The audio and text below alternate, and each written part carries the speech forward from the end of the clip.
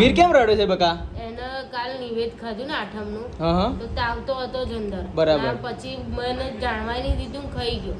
તું તાવ ચીટકાઈ ગયો એમ? તાવ સીટ ખાઈ ગયો. તો હું તમને શું કહું, બોલો, બોલો. આ બધી દવા ગોળીઓ તો બહુ કરીને થાકી ગયા. હા. પણ પેલું મુજારીને મુરિયા કે ને હા. એ લેતા આવો મુજાને મુરે એમ ને? ખેતરમાંથી. ઓકે તો મિત્રો અત્યારે હું જઉં છું ખેતરમાં, કેમ કે વીરે ગઈકાલે ઘી વાળું નિવેજ ખાધું, પછી તાવ એનો ચીટકાઈ ગયો એવું લાગે છે મને, કેમ કે આ ગઈકાલે આખી રાત અમને ઊંઘવા દીધા નથી. કાલ તો આખી ઘણા રાત બધા દવાખાના કર્યા, ઘણી બધી દવા ગોળી કરી, પણ કંઈ પણ ફેર પડતો નથી.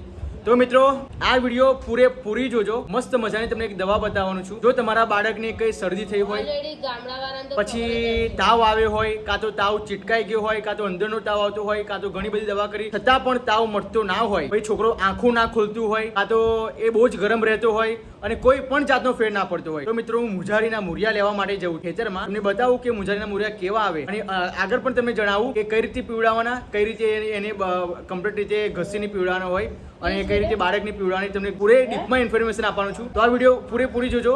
અને જે પણ બાળક બીમાર રહેતું હોય, જે પણ બાળકને તાવ ના મળતો હોય, તો પ્લીઝ આ વિડીયોને તમે શેર કરી દેજો. ગામડાવાળાને તો ઓલરેડી ખબર જ હશે. આપણને અમુક સિટી વાળાને ના ખબર હોય, પણ ગામડાવાળાને તો ઓલરેડી ખબર જ હોય. જો તાવ બરાબર ચીટકાઈ ગયો હોય ને, કશું કા ઘી વાળું ખાધું, તરેલું ખાઈને એ બધું ખાઈને ચીટકાઈ જાય ને, તો મુજારી મુરિયાથી જ મટે.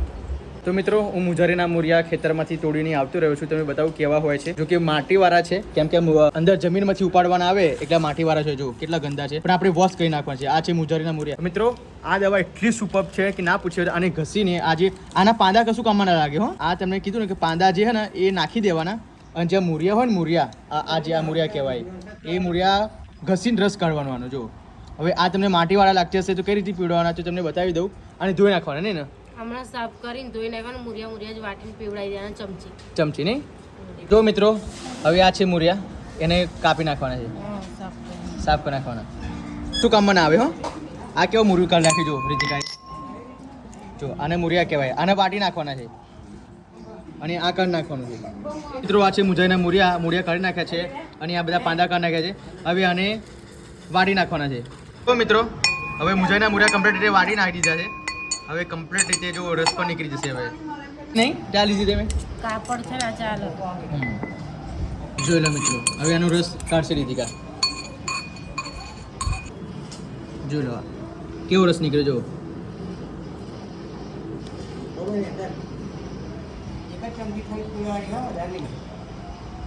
મિત્રો તમને દેખાવામાં લાગતું છે કે બહુ ઓછો રસ છે, પણ બહુ એટલે બહુ ગુણકાર છે ને રીતિકા. એક બોટલ બરાબર આ દવા. હા, દવાની એક બોટલ હોય ને એટલો આ રસ એટલું ગુણકાર છે એમ.